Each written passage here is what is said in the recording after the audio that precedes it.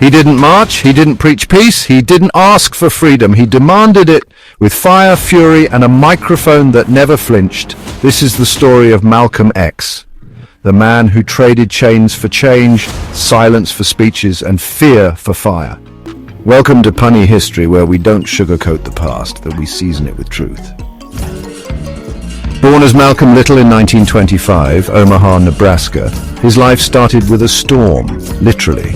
His father, a black preacher and activist, was targeted by white supremacists. He died mysteriously in what was definitely not an accident. His mother, broken by grief and systemic racism, was institutionalized. By his teens, Malcolm was in the streets of Boston and Harlem, hustling, stealing, surviving. In 1946, at age 20, he was arrested and sentenced to 10 years in prison. But prison didn't break him, it rebuilt him. Behind bars, Malcolm met the teachings of the Nation of Islam, a black nationalist and religious movement. He gave up meat, drugs, and his surname, rejecting Little, a name he believed came from slave owners. And that's when Malcolm X was born. The X stood for the unknown name of his African ancestors. It also stood for something else: explosive truth, X-act justice, X-trem courage.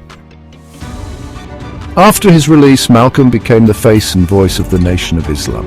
His speeches were fiery, his language was blunt, his message was clear by any means necessary. He called out white supremacy not with subtlety but with a bullhorn. He wasn't here to beg, he was here to reclaim dignity. While Martin Luther King Jr. preached integration and non-violence, Malcolm X warned, "You don't put a knife in a man's back 9 inches, pull it out 6 and call it progress." But Malcolm wasn't static. By 1964, tensions grew between him and the Nation of Islam.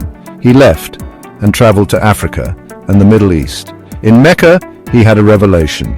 He saw Muslims of all races praying side by side. It changed him. He adopted the name El-Hajj Malik El-Shabazz and began to speak not just of black rights, but of human rights.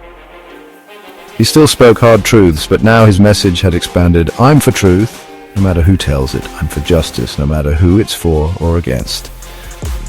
February 21st, 1965, while giving a speech in Harlem, Malcolm X was shot 21 times. He died at just 39 years old. His death was tragic, but it didn't end his impact, it ignited it. Malcolm X remains one of the most controversial and influential figures in American history. For some, he was too radical. For others, he was the only one telling the raw, unfiltered truth. For many, he was the reason they stood up straighter, spoke louder, and never settled. He taught a generation that self-respect isn't optional, and that sometimes history isn't made by those who whisper, but by those who refuse to stay silent.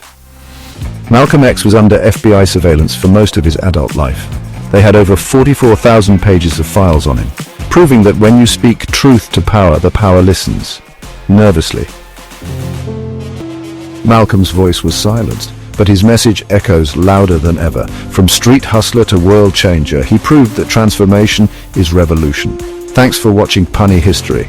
And if you thought this story was powerful, wait till you hear about the Black Panther Party. Hit that subscribe button, or we'll send Malcolm to lecture your Wi-Fi.